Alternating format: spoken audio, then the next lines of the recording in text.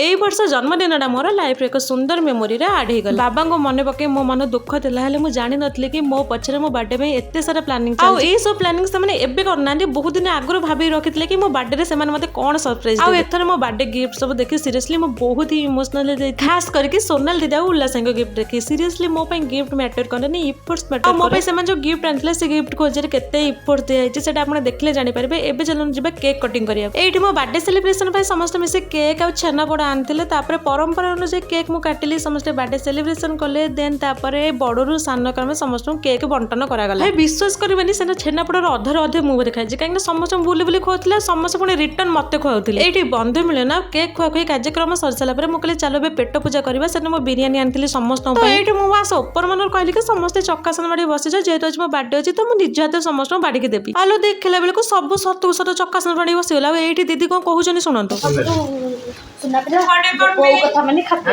किंतु जहाँ भी कोई बिरयानी सेन बहुत ही टेस्टी था समस्त भल लगे खाइए खाई पी सारापर आरंभ हो जाता आम ये गिफ्ट खोला कार्यक्रम जहाँ गोटे लंग भिडियो निहाती आनी लास्ट को बस एत कहबी कि मो बर्थडे को एत मेमोरेबल कर स्टाफ फैमिली फ्रेंड प्रत्येक को मो हृदय थैंक यू सीरियसली दिनटा मो लाइफ सारा मन रही।